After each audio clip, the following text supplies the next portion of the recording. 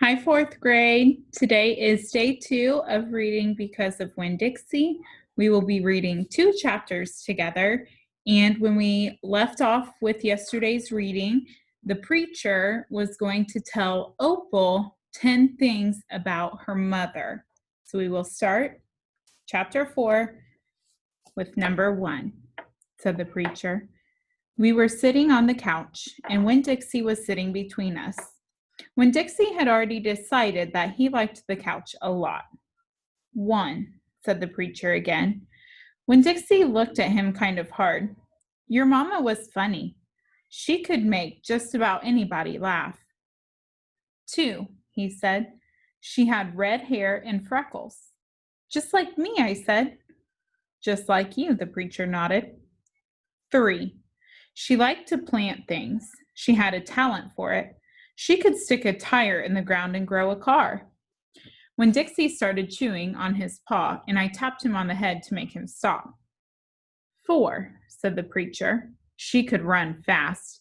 If you were racing her, you couldn't ever let her get a head start because she would beat you for sure. I'm that way too, I said. Back home in Watley, I raced Liam Fullerton and beat him, and he said it wasn't fair because boys and girls shouldn't race each other to begin with. I told him he was just a sore loser. The preacher nodded. He was quiet for a minute. I'm ready for number 5, I told him. 5, he said. She couldn't cook. She burned everything, including water. She had a hard time opening a can of beans. She couldn't make head nor tail of a piece of meat. 6, the preacher rubbed his nose and looked up at the ceiling. Winn-Dixie looked up too. Number 6 is that your mama loved a story. She would sit and listen to stories all day long.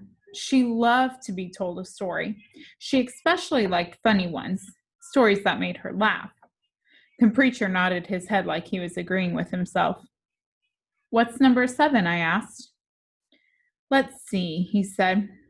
She knew all the constellations, every planet in the nighttime sky, every last one of them. She could name them and point them out, and she never got tired of looking up at them.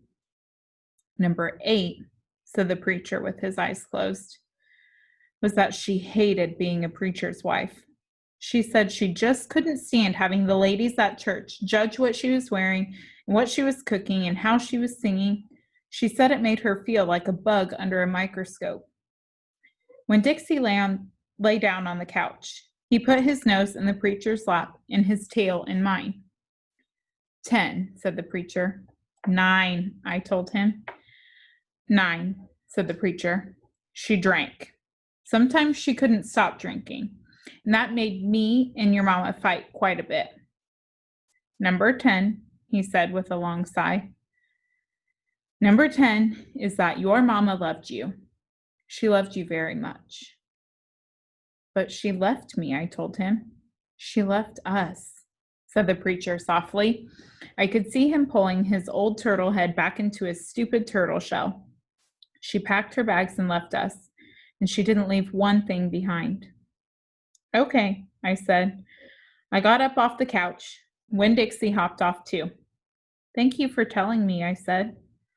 I went right back to my room and wrote down all 10 things that the preacher had told me. I wrote them down just the way he said them to me so that I wouldn't forget them, and then I read them out loud to Winn-Dixie until I had them memorized. I wanted to know those 10 things inside and out. That way, if my mama ever came back, I could recognize her, and I would be able to grab her and hold on to her tight and not let her get away from me again. Chapter 5. Winn-Dixie couldn't stand to be left alone. We found that out real quick.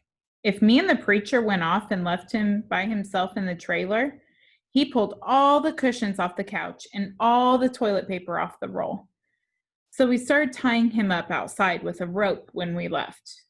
That didn't work either. Winn-Dixie howled until Samuel, Mrs. Detweiler's dog, started howling too. It was exactly the kind of noise that people in an all-adult trailer park do not like to hear. He just doesn't want to be left alone, I told the preacher. That's all. Let's take him with us. I could understand the way Winn-Dixie felt. Getting left behind probably made his heart feel empty. After a while, the preacher gave in, and everywhere we went, we took Winn-Dixie, even to church. The Open Arms Baptist Church of Naomi isn't a regular-looking church. The building used to be a Picket Quick store, and when you walk in the front door, the first thing you see is the Picket Quick motto.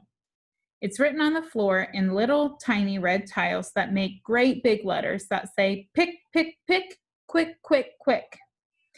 The preacher tried painting over those tiles, but the letters won't stay covered up, and so the preacher has just given up and let them be. The other thing about the Open Arms that is different from other churches is there aren't any pews. People bring in their own fold-up chairs and lawn chairs, so sometimes it looks more like the congregation is watching a parade or sitting at a barbecue instead of being at church. It's kind of a strange church, and I thought Winn-Dixie would fit right in. But the first time we brought Winn-Dixie to the Open Arms, the preacher tied him outside the front door. Why did we bring him all the way here just to tie him up? I asked the preacher. Because dogs don't belong in church, Opal, the preacher said. That's why. He tied Winn-Dixie up to a tree and said how there was lots of shade for him and that it ought to work out real good. Well, it didn't. The service started and there was some singing and some sharing and some praying. And then the preacher started preaching. And he wasn't but 2 or 3 words into his sermon when there was a terrible howl coming from outside. The preacher tried to ignore it. Today, he said. "Awoo," said Winn-Dixie. "Please," said the preacher. "Awoo," said Winn-Dixie back. "Friends," said the preacher.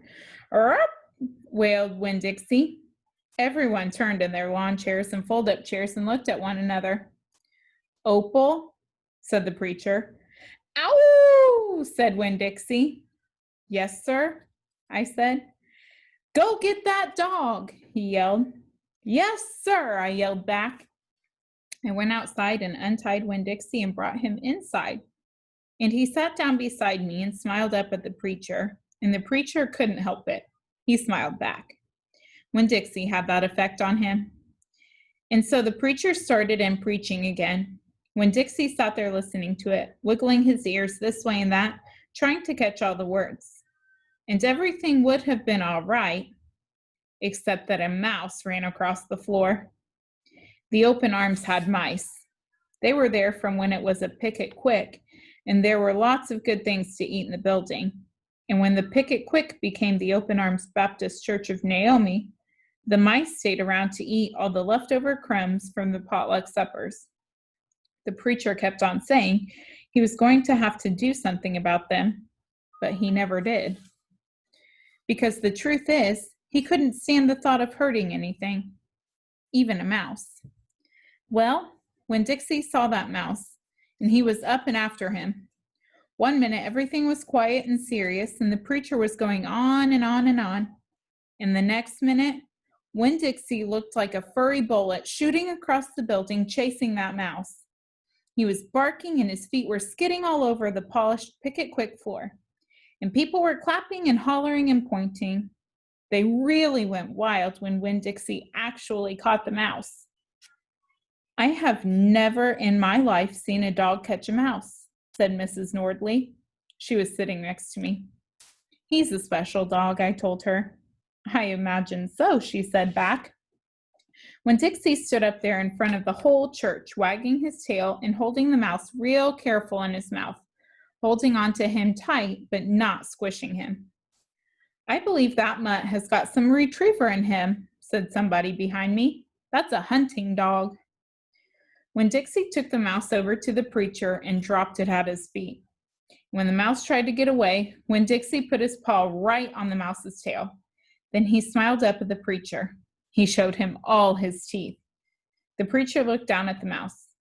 He looked at Winn-Dixie. He looked at me. He rubbed his nose. It got real quiet in the Picket Quick. "Let us pray," the preacher finally said, "for this mouse." And everybody started laughing and clapping. The preacher picked up the mouse by the tail and walked and threw it out the front door of the picket quick. And everybody applauded again. Then he came back and we all prayed together. I prayed for my mama. I told God how much she would have enjoyed hearing the story of Winn-Dixie catching that mouse. It would have made her laugh. I asked God if maybe I could be the one to tell her that story someday. And then I talked to God about how I was lonely in Naomi because I didn't know that many kids, only the ones from church. And there weren't that many kids at the open arms, just Dunlap and Stevie Dewberry, two brothers who weren't twins, but looked like they were, and Amanda Wilkinson, whose face was always pinched up like she was smelling something real bad, and Sweetie Pie Thomas, who was only 5 years old and still mostly a baby.